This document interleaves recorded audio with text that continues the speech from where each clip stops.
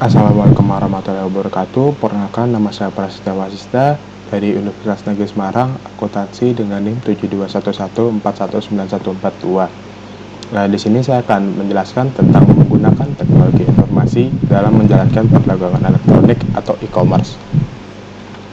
Perdagangan elektronik e-commerce adalah kegiatan bisnis yang dilakukan secara otomatis dengan memanfaatkan teknologi elektronik seperti komputer dan internet. E-commerce memungkinkan suatu perusahaan untuk berhubungan dengan sistem pemrosesan data internal dan eksternal secara lebih efisien dan fleksibel. Electronic e-commerce di luar batas perusahaan, business to consumer atau B2C, adalah kegiatan e-commerce dalam pelayanan secara langsung kepada konsumen melalui barang atau jasa. Transaksi penjualan dapat dilakukan di internet dan pemesanan langsung dilakukan oleh konsumen dengan melihat harga-harga yang sudah tersantum. Yang kedua ada business to business atau B2B. Electronic e-commerce mengacu pada transaksi antar bisnis di mana tidak satupun ada konsumen akhir. Ini mungkin secara relatif melibatkan sedikit orang, umumnya kelompok sistem informasi perusahaan yang sangat terpengaruh. Manfaat yang diharapkan dari e-commerce: perbaikan layanan pelanggan sebelum, selama, dan setelah penjualan. Kedua, ada perbaikan hubungan dengan pemasok dan komunitas keuangan. Yang ketiga, ada peningkatan imbal hasil ekonomis atas pemegang saham dan investasi pemilik. Kendala-kendala dari e-commerce. Ada 3 kendala dalam e-commerce seperti di bawah ini: biaya yang tinggi, kekhawatiran akan masalah keamanan, serta peranti lunak yang belum mapan. Ruang lingkup elektronik e-commerce. Sejumlah ragam pengaruh ekonomi dari industri ke industri, tetapi e-commerce sekitar 94% adalah B2B atau business to business. Sisanya 6% adalah B2C atau business to consumer. E-commerce diramalkan akan berkembang antara 5% dan 15% setiap tahun. Walaupun mungkin lambat, perkembangan tertinggi e-commerce sepertinya akan berlanjut beberapa tahun ke depan. Jalan menuju e-commerce. Langkah awal adalah berkomitmen mengimplementasi sistem sebagai bagian perencanaan strategi bisnis menggunakan e-commerce untuk tercapai keunggulan kompetitif. Perusahaan kemudian mengumpulkan intelijen bisnis untuk memahami aturan potensial setiap elemen lingkungan yang akan dimainkan. Intelijensi bisnis atau business intelligence. Sebelum ikut serta dalam e-commerce, manajer harus memahami hubungan perusahaan dengan pelanggan, pesaing, pemasok, dan pihak eksternal lain. Business Intelligence atau BI adalah aktivitas pengumpulan informasi mengenai unsur-unsur di dalam lingkungan yang berinteraksi dengan perusahaan. Basis data eksternal. Perusahaan dapat pula mengumpulkan basis data komersial yang memberikan lingkungan informasi daripada mengumpulkan sendiri. Perusahaan menggunakan basis data ini karena lebih cepat dan mengurangi pengeluaran daripada mencoba meneliti informasi sendiri. Mesin pencari atau search engine merupakan program khusus yang memberikan link ke basis website pada waktu kunci atau kelompok kata dimasukkan oleh pemakai. Mesin pencari kemudian melalui basis data website-nya untuk melihat website mana yang menggunakan kata atau kalimat tersebut.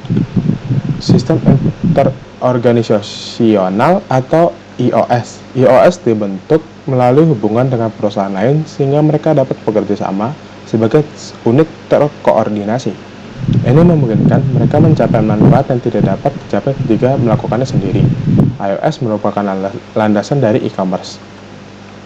Manfaat dari iOS yaitu sekutu dagang masuk ke dalam spekulasi iOS dengan mengharap relasi manfaat seperti perbandingan efisiensi internal, efisiensi interorganisasional, dan kekuatan tawar-menawar. Penambahan persediaan vendor merupakan jenis khusus iOS di mana supplier dapat memprakarsai proses perlengkapan dengan memonitor secara elektronik tingkat inventarisasi perusahaan. Sekutu bisnis proaktif dan reaktif. Sponsor iOS biasanya mengambil pendekatan proaktif, merangsang minat akan iOS dan mendorong partisipasi di dalam jaringan. Para partisipan umumnya merespon secara reaktif, menerima atau menolak tawaran sponsor untuk menerapkan iOS. Manfaat tidak langsung dari iOS adalah mengurangi kesalahan, menurunkan biaya, meningkatkan efisiensi operasional, meningkatkan kemampuan untuk bersaing, memperbaiki hubungan dengan sekutu dagang, dan memperbaiki layanan pelanggan. Langkah e-commerce berikutnya, yaitu ada perdagangan bergerak. Penggunaan seluler dan asisten digital pribadi untuk melakukan e-commerce nirkabel. Nirkabel berkelas bisnis di semua tempat hotspot yang ada di tempat-tempat tertentu.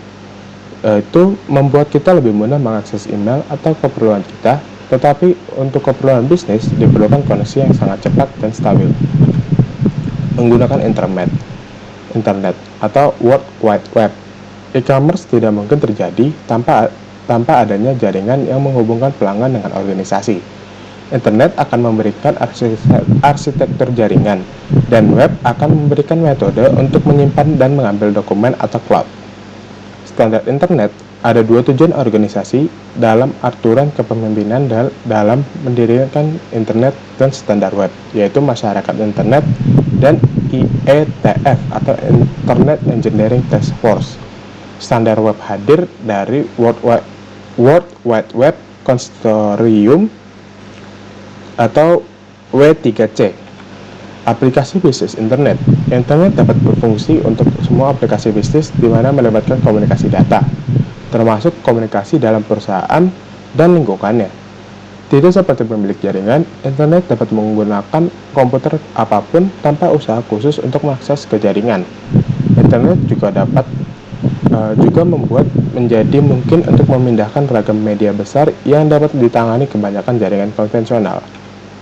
Saran-saran keberhasilan penggunaan internet itu pastikan browser dan struktur basis data Anda fleksibel dan intuitif. Tunjukkan isi pada kebutuhan spesifik pengguna menjadikan internet intuitif. Berada di lokasi web yang tepat menciptakan rasa kebersamaan, dan carilah bantuan jika Anda membutuhkannya. Kesimpulannya, dapat disimpulkan bahwa e-commerce adalah salah satu cara yang dapat kita gunakan untuk meningkatkan bisnis kita atau memulai sebuah bisnis baru, di mana kemudahannya membuat kita tidak perlu harus kesana kemari hanya untuk bertemu dengan orang lain. Sekian dari saya, terima kasih.